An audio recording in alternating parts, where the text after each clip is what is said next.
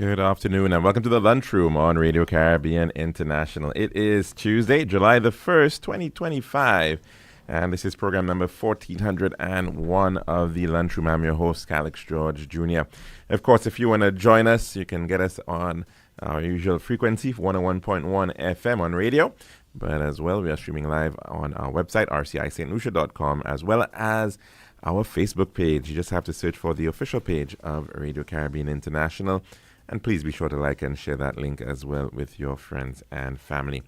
The number to call in to tell us what's on your plate today, it is 452-3046. Again, 452-3046. And as well, our WhatsApp number, 724-0008. You can use that number to call in or to message in. And we welcome those messages as well on our Facebook Live. But again, that WhatsApp number, 724-0008. Now, of course, it's a Canada Day. It's Independence Day over in Canada. We want to wish all Canadians, all persons of Canadian citizenship who may be living here in St. Lucia, as well, of course, visitors from Canada on island. We want to wish them a very happy Independence Day. Now, a look back in time, and we go as far back as the Battle of Gettysburg in 1863. That began in Pennsylvania in the United States during the Civil War. Union forces halted Confederate General Robert Lee's Army of Northern Virginia. In the year 1867, on this day, the Dominion of Canada was formed, comprising the provinces of New Brunswick, Nova Scotia, Ontario, and Quebec, with John Macdonald serving as the first Prime Minister. The first day of the famous Battle of the Somme during World War I saw the British Army suffering its worst day ever in losing 19,240 men. And that happened back on this day, July the 1st, 1916. And on this day, July the 1st, 1997, the United Kingdom returned Hong Kong and the new territories to the People's Republic of China. We now move on to our dish of the day.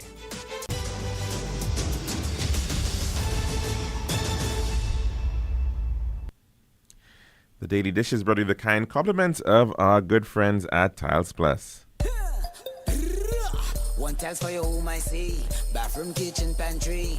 Need tiles for your balcony. Come down to Tiles Plus, satisfaction guarantee. Tiles Plus, Tiles Plus, Tiles Plus. Big tiles with unbeatable cost. Customer service, A+. There's all kind of tiles. Come down to Tiles Plus. We also got gas and vanity. Box, doors, you'll see. Come down to mind nobody. We got the best tiles on island. Trust me. We are located Lance Road in Castries, Bosses Joux Grosile, and Slack Street in Dufort.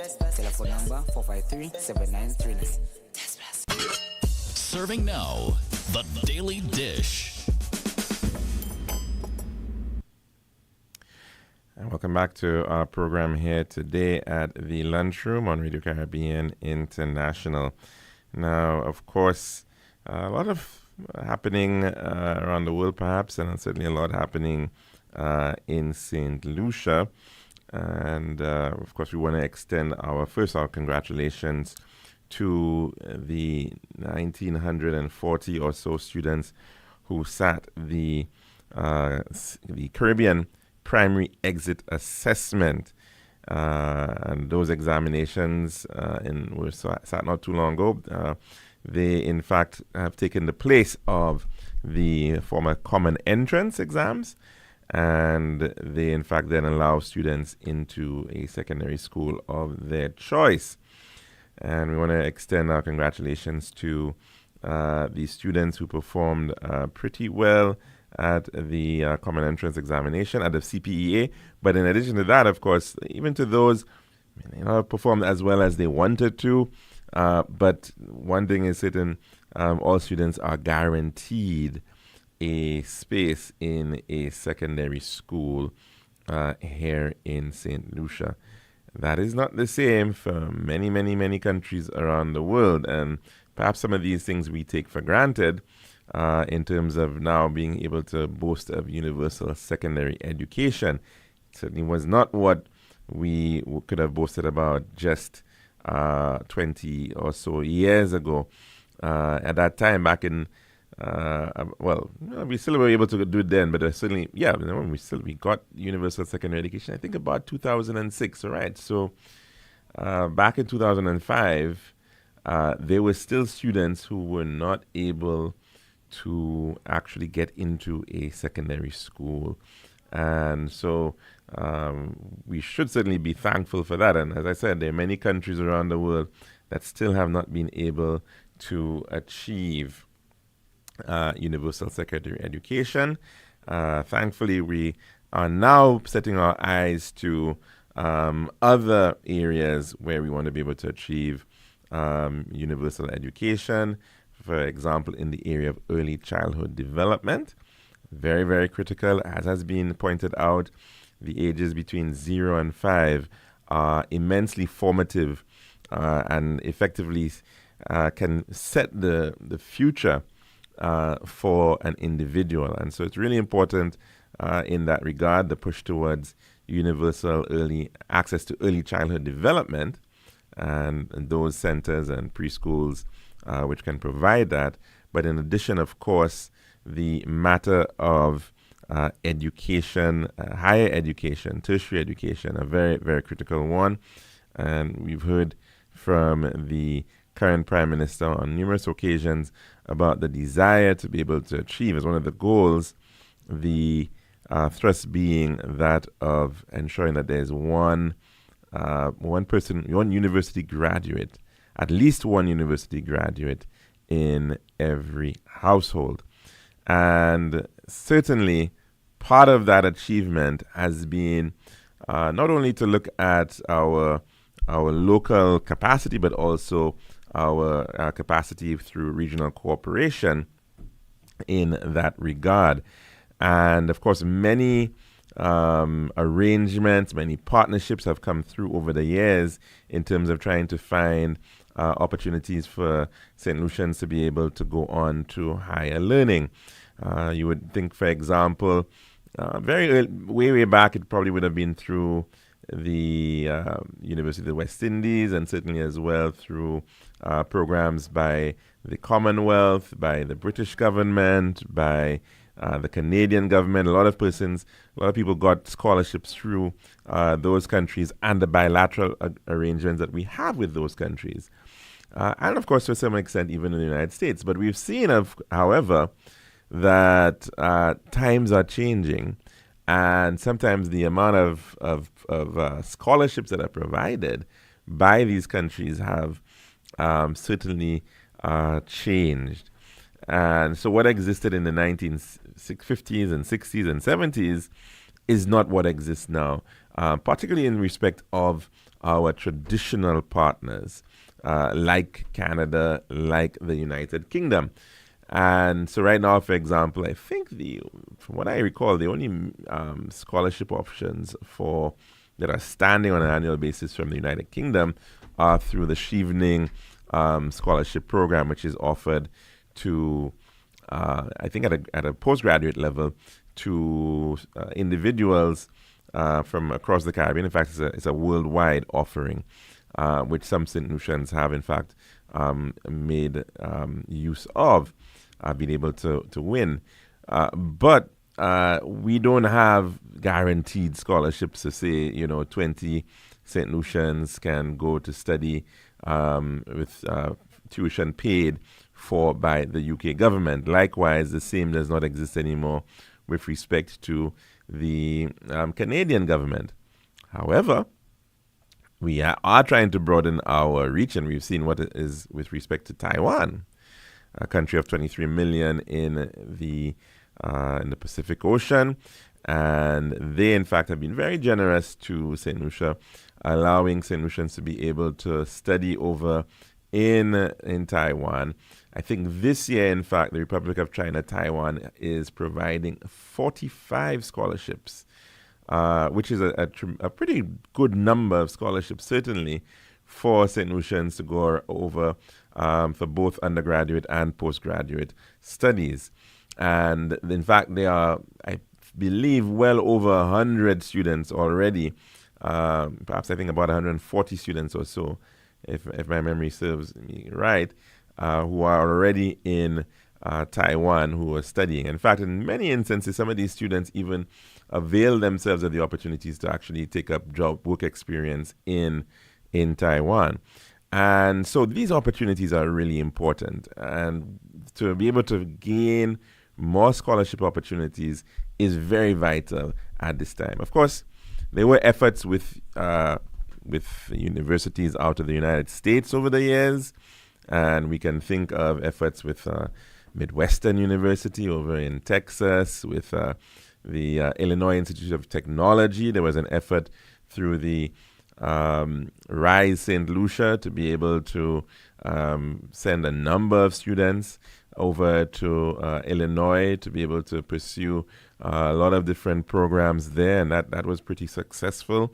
And we've also seen the efforts of schools like Grambling University in Louisiana. There was at one point as well, we were sending students to Cameron University over in Oklahoma. And so some of these partnerships definitely went well for a number of students. In a lot of instances, however, many of those students who go to study in the United States, they would remain in the United States, taking up positions there, and really underscoring the power of education, that it effectively is the best passport you can have. It is the best visa you can have. We're hearing about golden visas from the United States going for $500,000 US, and other countries promoting the same. And of course, we have our own programs right here. But it is really important, that investment in higher education in terms of making individuals marketable and also being able to free up opportunities throughout the world. And I even with that said, the matter of additional scholarships are certainly very important. We've seen the impact through Cuba, very, very important. What Cuba has done over the years for St. Lucia in terms of scholarships, perhaps hundreds of St. Lucians have been able to become professionals as a result of Cuban universities and the programs that they have been able to provide, from nursing to architecture to engineering to medicine to psychology, and you name it. And Cuba has been a very, very good friend of St. Lucia in that regard. But beyond that, Venezuela has also provided assistance in terms of scholarships over the years as well. And quite recently, we've seen new players coming forward. Brazil at one point was also a very generous provider as well. But we're now seeing Morocco, and there are a number of St. Lucians studying over in Morocco, and including areas like medicine, and as well, I think Hungary has also been providing scholarships to St. Lucia. And so it's really important. We see in other Caribbean countries, I think, for example, Grenada, over the years, they've sent a number of their students to countries like Russia, for example. And so we definitely do need to see how we can continue to broaden these opportunities for our students to be able to study. In fact, I was interacting with a parent of a student who was over in Morocco right now, and they were pointing out that a lot of the language of instruction in Morocco is in fact French, as is the case of many of these North African countries. The lingua franca, the language that a lot of them, sort of lean towards was French, from Algeria, of course, including Egypt and Lebanon. A lot of them studied French. So that is, in fact, the language of instruction in Morocco. But if you're studying medicine, for example, you now have to begin speaking the language of the country, what the average person may be speaking. And so, of course, a lot of them actually speaking the language that is prevalent within Morocco, including that of Arabic.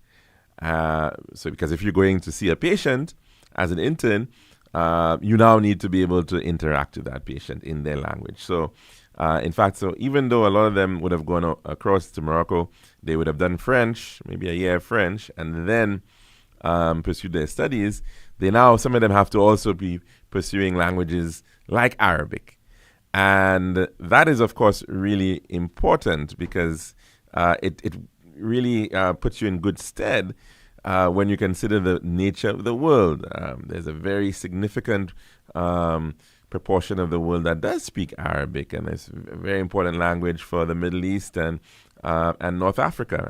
And so in that context, of course, that is why it is sometimes very important that we diversify our reach in terms of where we in fact are allowing our students or encouraging our students to be able to pursue their studies.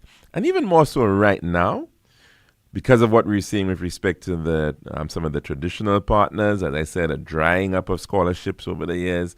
But in addition to that, the potential for bans that we're seeing right now. And we've seen recently the matter of the United States of America and putting a pause on new student visas. That certainly has caused a bit of a great concern across the Caribbean. And not just the Caribbean, it's a worldwide phenomenon. I think I noted, was it a princess, I believe, from Belgium, one of the Belgian royal family members, had to delay their travel to the United States to take up studies there because of this ban, or this pause, I should say, on student visas. And we've also seen what appears to be a rather interesting trend towards suppression with respect to certain protest action that we saw erupting in the first instance last year in the United States of America on many U.S. university campuses. And we're seeing now what appears to be a backlash to that with a number of students, primarily a lot of students of Muslim or Arabic descent, in fact, ending up being deported from the United States of America. So the idea of expanding reach is certainly very important. The United States of America, of course, is a massive country with over 4,300 colleges and universities, no shortage there. And many of them do offer are very generous in terms of scholarships as well. However, of course, as I said, the access to it is a challenge. And beyond that, the need to be able to get into other countries where you can promote maybe getting a second language at the same time. And so we've seen that with Taiwan, with Mandarin. Students who go across to Mexico, for example, and Cuba have been able to take up Spanish. And so the idea of that broadening is very important. Higher education is also a form of cultural exchange. And that's one of the powers, the remarkable things about the University of the West Indies, and being able to spend time through the University of the West Indies. You are able to get a much broader appreciation of the Caribbean, because you now begin, well, in one instance, you would more than likely have to travel to, well, in the days gone by, travel to another country to be able to take up a particular area of study. And that's how it was in the old days. Mona was for medicine. You would go to Trinidad for agriculture and engineering. You'd go to Barbados for law, and you would still have some of the shared areas, humanities and sciences, which all the campuses would do. But of course, we've now seen that Mona is now doing engineering and law, and you're seeing Trinidad is doing law as well. And so you're seeing effectively a diversification. But the thinking back then was that you would have students moving around, and therefore that level of interaction would guarantee for a bit of a melting pot on campus. And so therefore you would then have an opportunity to interact and make friends with people from around the region. And likewise, when you study in another country, it therefore means that you are to some degree taking on the culture of that country. It's pretty hard not to be able to have that. And so that's what the other aspect of it that's really important. And so within that context, the offer, of course, of the visiting president of Nigeria, in fact, offering scholarships for students, full tuition scholarships for students over in Nigeria, does certainly present a very, very interesting opportunity for St. Lucians to be able to study on the African continent. As of now, we've seen what is present with respect to Morocco and their offering, and now Nigeria coming on board with the offer of scholarships is certainly also a very, very major move in terms of broadening that cultural exchange, while also being able to promote or education on a whole. So it really is two sets of education, the academic education, but also the cultural understanding that comes with actually being exposed to or studying in a country like Nigeria and building those new relationships, which then could potentially lead to business, which entrepreneurship opportunities, links across the board. And it's really important that way. Universities are known to be these incubators for innovation, and they should be that. That's the whole idea when we speak about Silicon Valley. It's that whole concept is set around some very strong universities in California, and how they have been able to drive tech innovation. So likewise, cultural innovation and cultural studies and exchange is really important with respect to that of education. And so we should definitely be welcoming this possibility of exchange. I know of some people who actually studied in Africa, and I recall one person, in fact, did studied international relations over in Ghana, and the others who would be looking to study in other parts, and I think Ethiopia as well. So there are universities, a very long list of universities in Nigeria, as you can very well imagine, and the opportunities there for exchange, for opportunities for research, we should certainly not be discounting those opportunities. We quite often lament that a lot of the research that is done has a certain Western skew. You look at a lot of the medical research that is, for example, done, and quite a lot of it is done in a particular population space.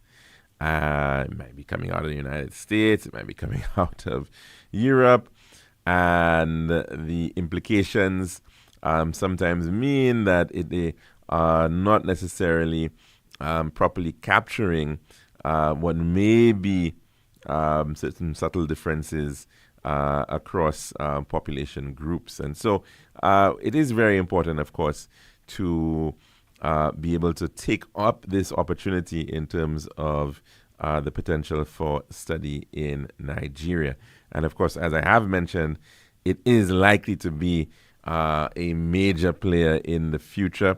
Already, of course, it is pushing its weight. It is the leading country in West Africa. It is certainly one of the largest economies across the board in Africa. I think only rivaled perhaps by the likes of Egypt and Algeria, as well as South Africa. And so within that context, certainly the opportunity for beginning that cultural tie through education is a very, very important step. And in fact, I think right now the president of Nigeria is in fact visiting the Sir Arthur Lewis Community College. And he in fact is, there's a program there for him involving the college, as well as the Organization of Eastern Caribbean States, which of course is also headquartered up on the Mon. And he's also going to be paying his respects to our Nobel Prize winners, our Nobel laureates, Sir Arthur Lewis and Sir Derek Walcott, later on at their gravesites. Now that's our dish of the day. When we come back, we'll take in our weather report and then take in some calls. This has been The Daily Dish.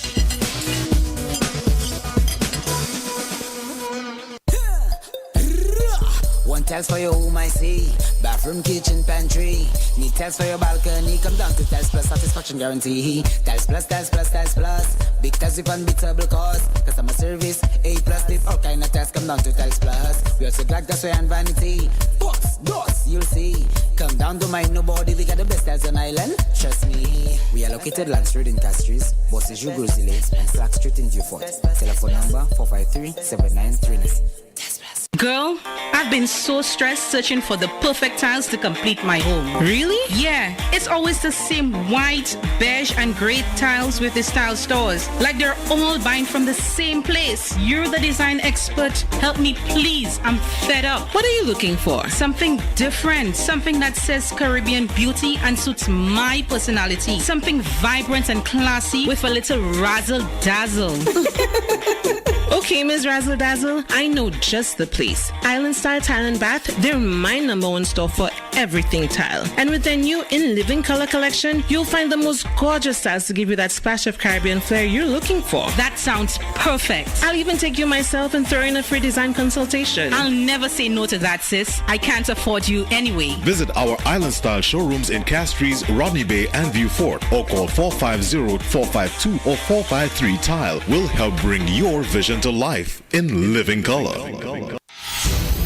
This is Radio Caribbean International. It's now time for the weather news.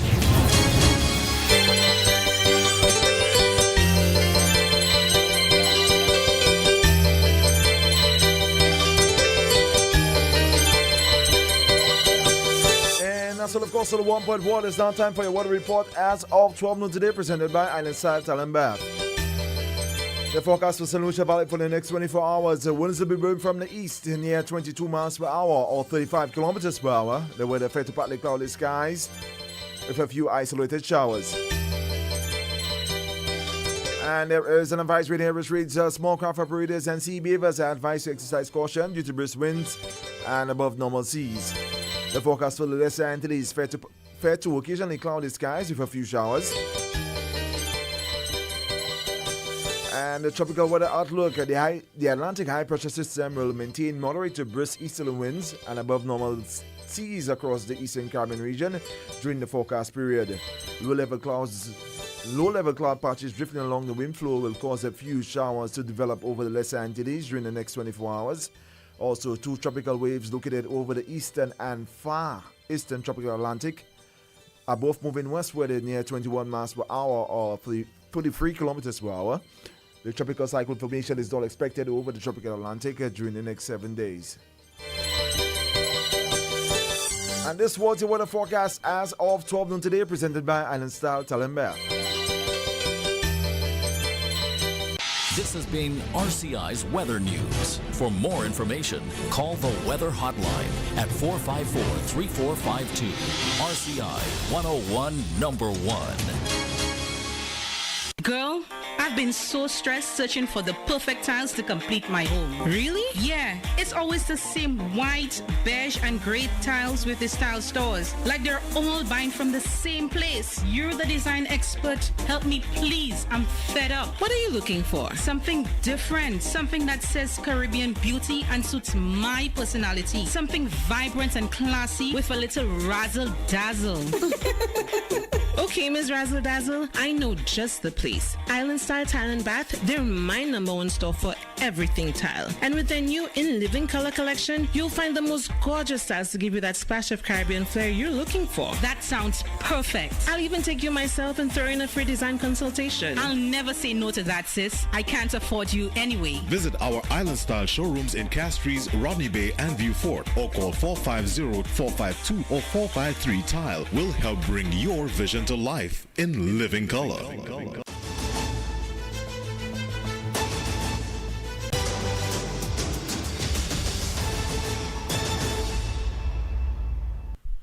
And welcome back to our program here at the Lunchroom on Radio Caribbean International. And of course, if you want to call in to tell us what's on your plate today, the number to do so is 452-3046. Again, 452-3046.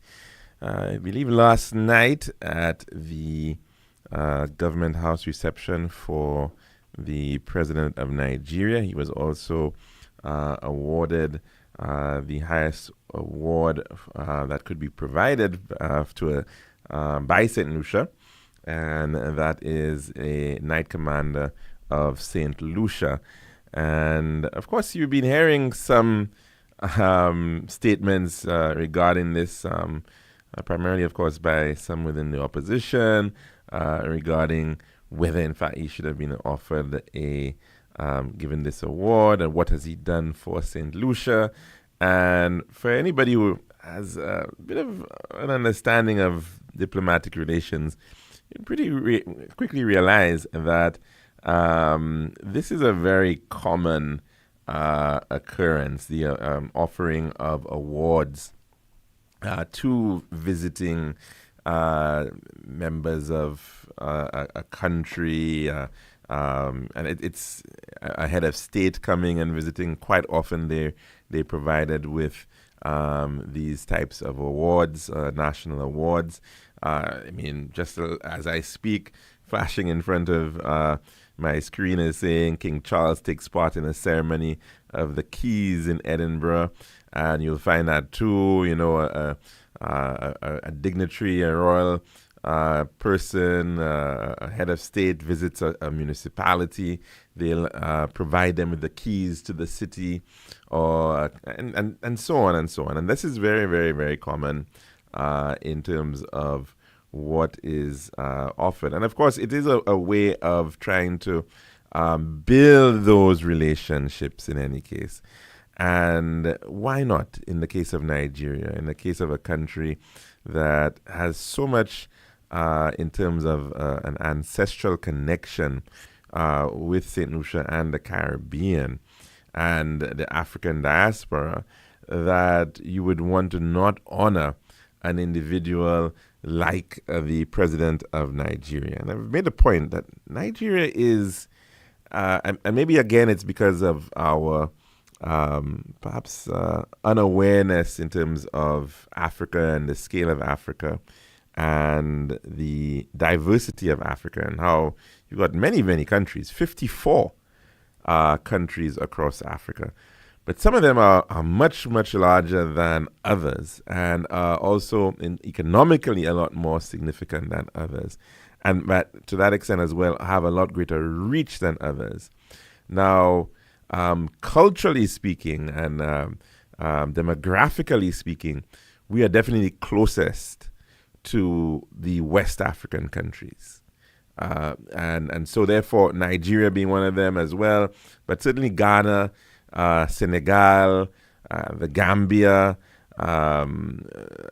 Sierra Leone, many, many connections there, and Liberia later on, of course, but that's a slightly different situation as to how Liberia developed. But in many of these instances, these are in fact our ancestral, the ancestral homelands for the vast majority of the St. Lucian population.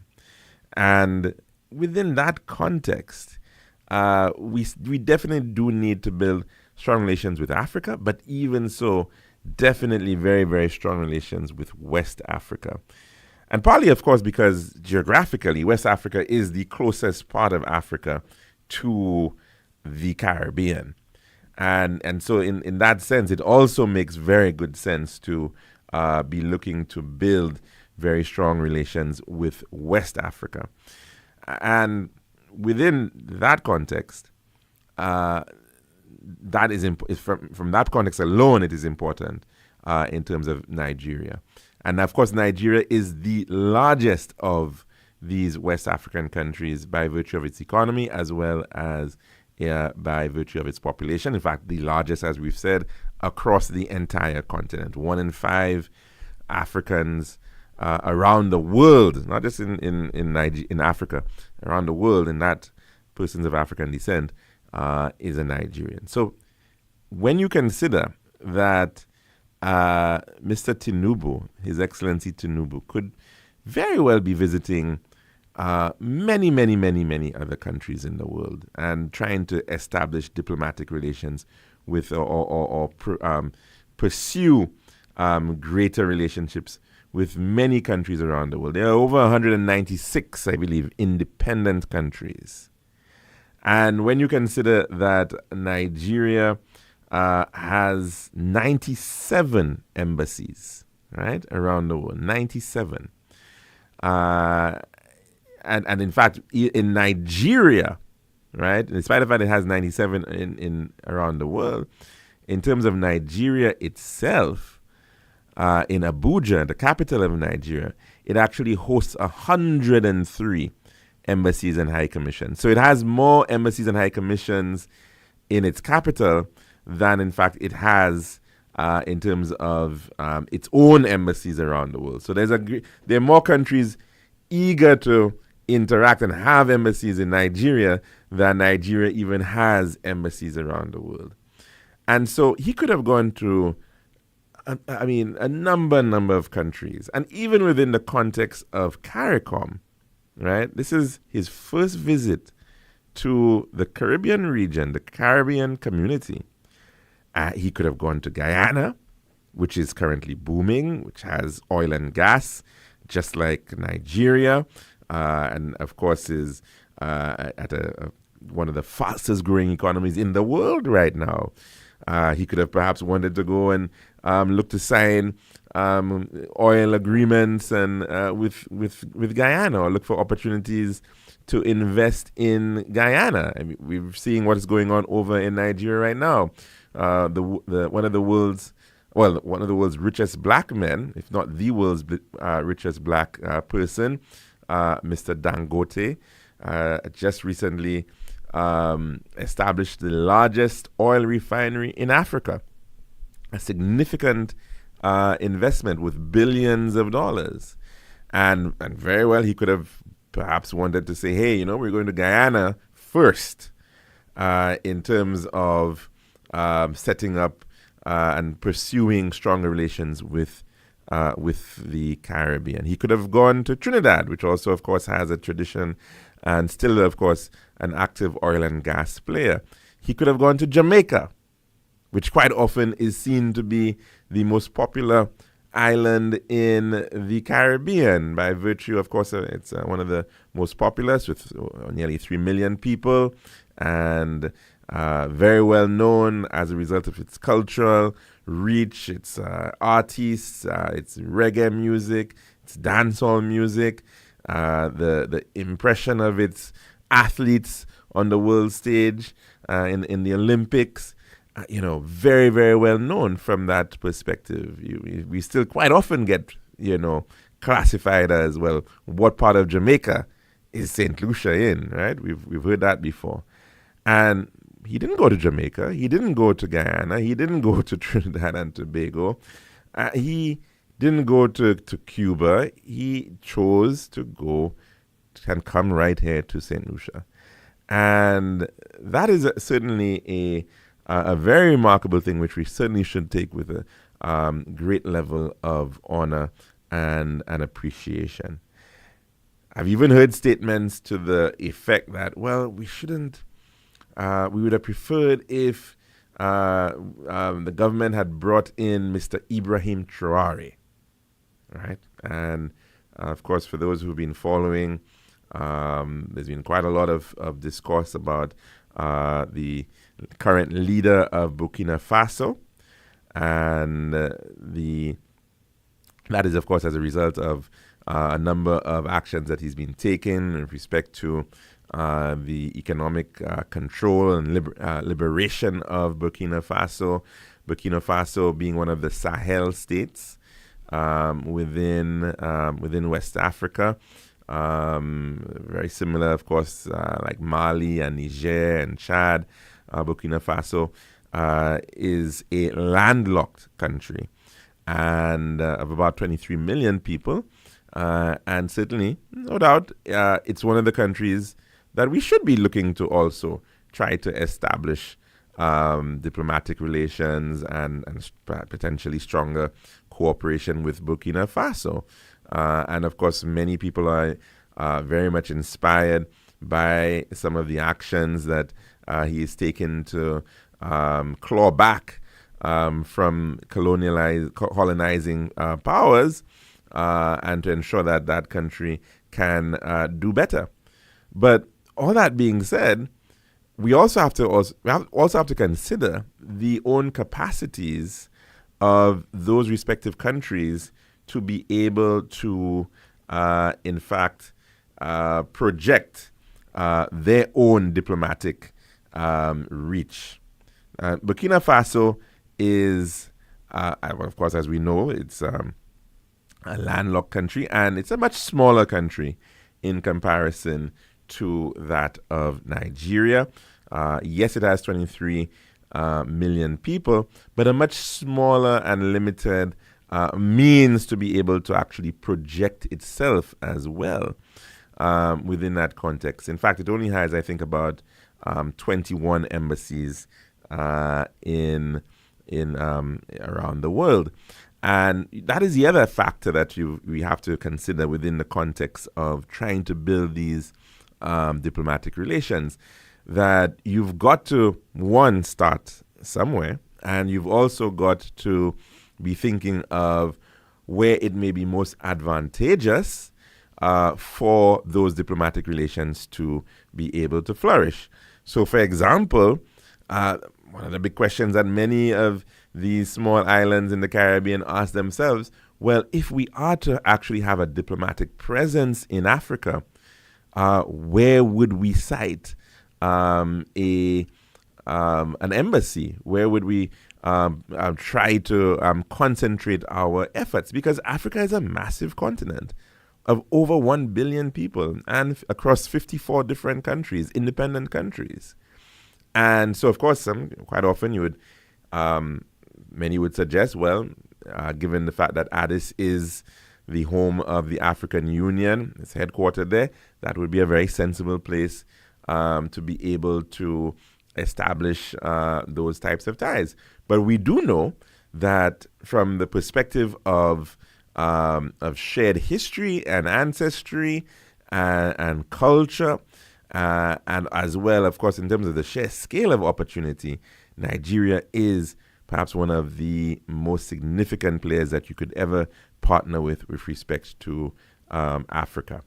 And so within that context, we definitely do need to see how then we as an island, as of course currently exploring these deepening of relations, can then work more with respect to Nigeria. Because the reality is, Nigeria probably can always do more for St. Lucia than St. Lucia can do for Nigeria. Yes, we've seen some very important singular contributions. The only non-Nigerian who's ever worked, of course, in the position of Chief Justice in Nigeria happens to be a St. Lucian, who was a Sidani Alexander from Soufrière, Castries Soufrière. But, beyond that, of course, the realities of size in that regard mean that, yes, we are punching far, far above our weight. Yes, we can boast of 2 Nobel Prize winners. Nigeria can boast of 1. Yes, we can boast of the world's fastest woman right now, Julian Alfred. Yes, we can make some of these wonderful statements, but we also have to remember in terms of the overall size of economies that we're dealing with, and the opportunities within that regard, and the capacities that exist, it is certainly very important to be able to see how we can then begin to tie in our opportunities with respect to Nigeria and, of course, the rest of Africa. I mean, it's been said that the Caribbean is this now sixth region of Africa. But let's also remember that the Caribbean, albeit we're doing very, very well when you compare our economy to many others, we're middle-income countries or considered to be that. But at the same time, we are really, really tiny. I don't even think if we were just an African country, we would still be very low down in terms of population and size of economy. So yes, we're a significant player. We are about $130 billion economy in the Caribbean and growing, yes. And so certainly we do have opportunities for trade in that respect, but we also have a lot to gain from those types of relationships for our people as well. And it can be both ways, as we're already seeing the possibilities for education services right here in St. Lucia to be afforded to Nigerians as well.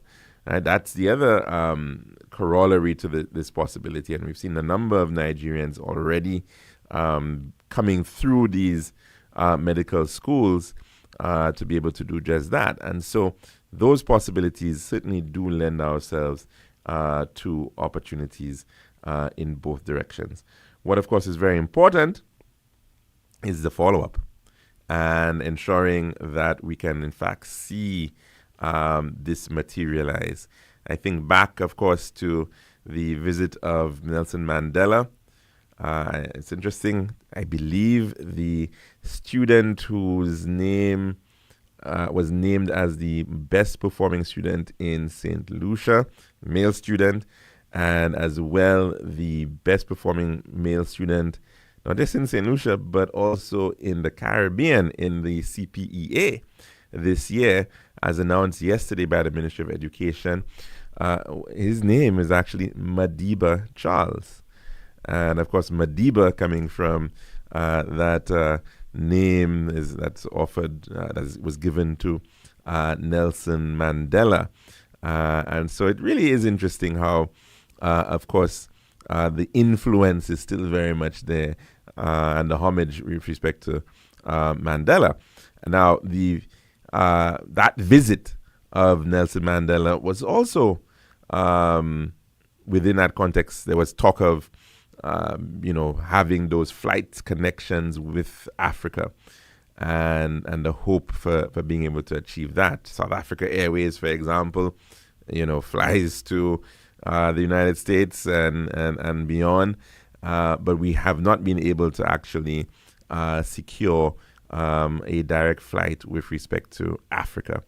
And some may say we may not even need at this point necessarily direct flights, but maybe if there could be some form of charter flights, or maybe flights that run for maybe a particular time in the year, or for particular events, maybe that could be something to look towards.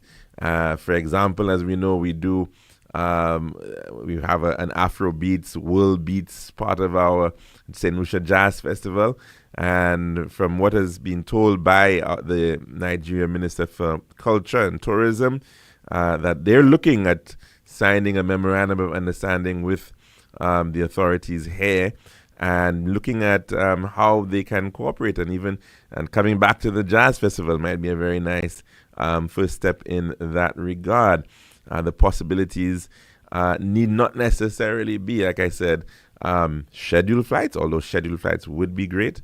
But also if you could actually be able to achieve charter flights, that would also be very good. The hope may be that just as Nigeria and Ghana are trying to become cultural tourism destinations in memory of the slave trade and the treatment of these slave castles that people go to visit in Elmina and the Gold Coast, that similarly, and of course not just that, the Benin City and lots of other opportunities for understanding African culture and heritage and history, that maybe it could be part of a two region tour, right? And which would be very, very attractive for individuals, African Americans and Africans in the diaspora, who are in fact becoming more and more wealthy, that they could see this as, an experience of a lifetime, that they would want to take on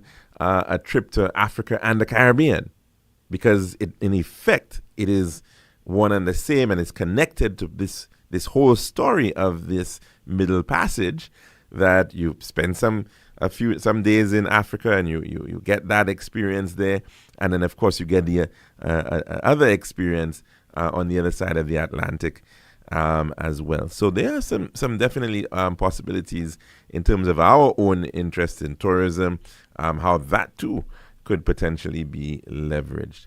But more for another time, and we will save that for tomorrow because we're already out of time here at the Lunchroom on Radio Caribbean International.